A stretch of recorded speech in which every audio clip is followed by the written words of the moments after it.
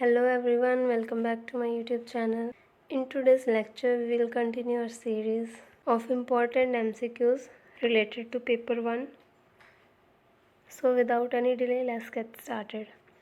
Our first question is, which of the following orders are the 3 levels of teaching? नीचे 3 levels दिए हुए हैं teaching के, उनका सही ऑर्डर बताना है हमने। सबसे पहले कौन सा लेवल है, फिर कौन सा है, फिर उसके बाद कौन सा है। सो फर्स्ट ऑप्शन है memory level of teaching, second है reflective level of teaching, third है अंडरस्टैंडिंग लेवल ऑफ टीचिंग। तो हमको इसका सही ऑर्डर पता है।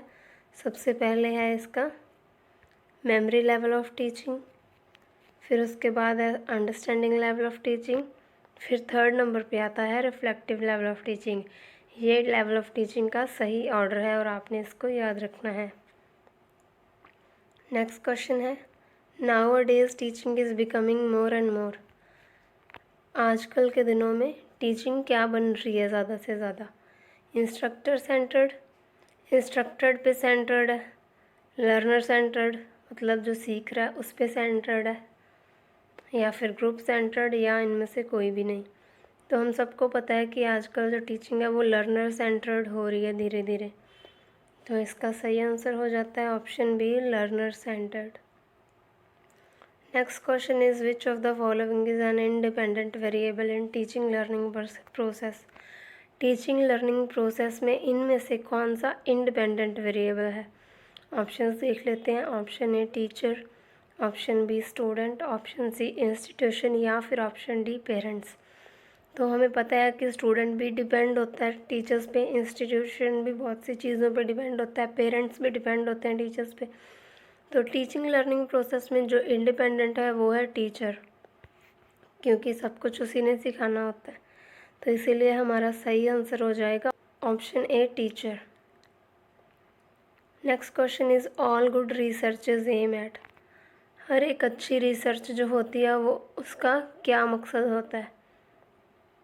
बेटरमेंट ऑफ सोसाइटी, सोसाइटी को अच्छा बनाने के लिए, development, generalisation, theories and principles, solving routine problems, routine की जो प्रॉब्लम्स हैं उनको सॉल्व करने के लिए की जाती हैं रिसर्चेस, या फिर इनमें से कोई भी नहीं। तो हमें पता है कि जो रिसर्च की जाती हैं वो थ्योरीज बनाने के लिए, थ्योरीज बिल्ड जनरलाइज करने के लिए, नए नए प्रिंसिपल्स बनाने के लिए की जाती हैं। तो इसका सही आंसर हो जाएगा ऑप्शन बी, जो रिसर्च है उसका एम होता है developing generalisation, theories and principles. Next है मेटाफिजिक्स मीन्स। मेटाफिजिक्स का क्या मतलब होता है? Option A, a branch of physics, physics की एक ब्रांच है। Option B, physics of metals, option C, exploring the nature of ultimate reality, या फिर option D, physics of weather. तो हम सबको पता है इसका मीनिंग, तो हमारा सही आंसर हो जाता है option C, exploring the nature of ultimate reality. Next question is, the quality of research is judged by. एक रिसर्च की क्वालिटी को हम कहाँ से जज कर सकते हैं?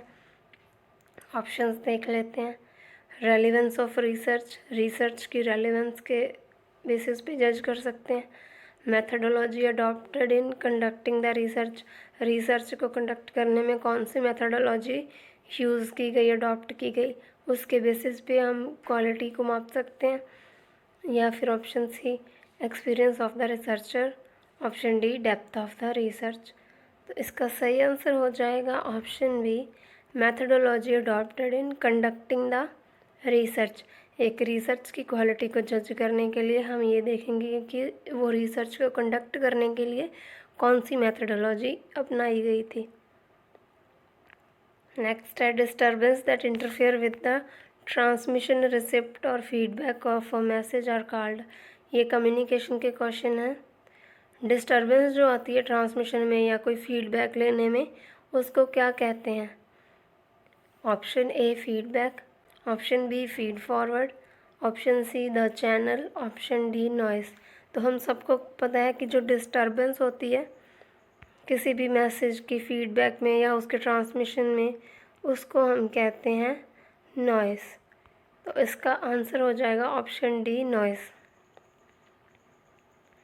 नेक्स्ट है, communication is the transfer and understanding of. Communication क्या होता है? Transfer and understanding of ideas, concepts, meanings या फिर वर्ड्स?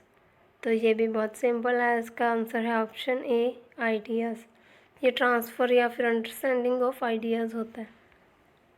नेक्स्ट है फीडबैक इज़ लिसनर्स।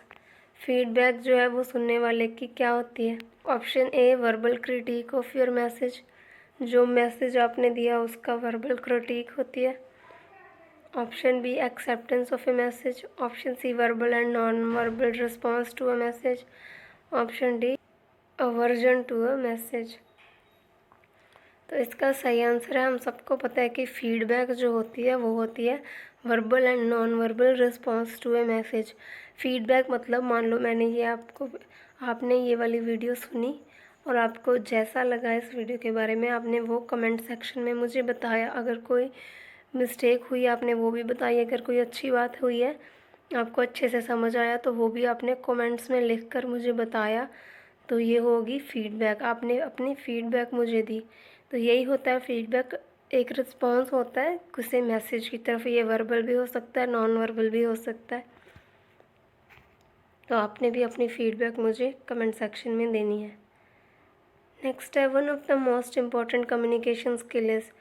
इनमें से सबसे इम्पॉर्टेंट कम्युनिकेशन स्किल क्या है? Active listening, objective listening, passive listening या फिर इनएक्टिव लिसनिंग? तो ये ऑप्शन बी सी डी तो वैसे भी गलत लग रही हैं। इसका सही आंसर है एक्टिव लिसनिंग। अगर हम एक्टिवली कन्वर्सेशन को सुनेंगे फिर ही हम अपनी फीडबैक या फिर उस पर कोई भी फिर ही हम अपनी फीडबैक दे सकते हैं। तो इसीलिए मोस्ट इम्पॉर्टेंट स्किल होती है एक्टिव लिसनिंग। नेक्स्ट है साइलॉजिस्टिक रीजनिंग इज। आई होप आपने साइलॉजिज्म किया होगा। तो साइलॉजिस्टिक रीजनिंग क्या होती है ये आपको पता होगा। डिडक्टिव होती है, इंडक्टिव होती है, एक्सपेरिमेंटल होती है या फिर हाइपोथेटिकल होती है? तो ये हमको पता है कि जो साइलॉजिस्टिक रीजनिंग होती है ये डिडक्टिव होती है। नेक्स्ट है group of instructions to direct the functioning of a computer is called. जो इंस्ट्रक्शंस कंप्यूटर की फंक्शनिंग को डायरेक्ट करते हैं उनको हम क्या कहते हैं? Option A storage, option B memory, option C program या फिर ऑप्शन डी बाइट? तो इसका सही आंसर है option C program. Next question, which of the following is used for manufacturing chips? Chips जो होती हैं कंप्यूटर में लगती हैं उनको बनाने के लिए कौन सा यूज़ होता है इनमें से? Option A bus, option B control unit, option C semiconductors या फिर option D A and B only? तो हमारा सही आंसर है ऑप्शन सी सेमीकंडक्टर्स। जो चिप्स मैन्युफैक्चर होती है उनमें सेमीकंडक्टर्स का यूज़ होता है। Next question is which of the following is a part of central processing unit? इनमें से सेंट्रल प्रोसेसिंग यूनिट का पार्ट कौन सा है? आई होप आपको पता होगा कि सेंट्रल प्रोसेसिंग यूनिट के कौन कौन से पार्ट होते हैं। बेसिकली 3 पार्ट्स होते हैं। ऑप्शन ए है printer, option B keyboard, option C arithmetic logic unit या फिर option D none of the above? तो सेंट्रल प्रोसेसिंग यूनिट का पार्ट है अर्थमेटिक लॉजिक यूनिट। बाकी के 2 पार्ट आप मुझे कमेंट सेक्शन में लिख के बताओगे। Last but not the least question is which of the following is a water borne disease? इनमें से कौन सी वाटर बॉर्न डिजीज़ है? Option A blue baby syndrome, option B meningitis, option C diarrhoea या फिर ऑप्शन डी कॉलरा? तो हम सबको पता है कि इनमें से कौन सी वाटर बॉर्न डिजीज़ है। तो इसका सही आंसर है ऑप्शन डी कॉलरा। तो कॉलरा एक वाटर बॉर्न डिजीज़ है, तो ये हमारा सही आंसर हो जाएगा। सो ये थे हमारे आज के 15 questions. I hope this questions are useful for you. Give your precious feedback in comment section. Thank you, thanks for watching.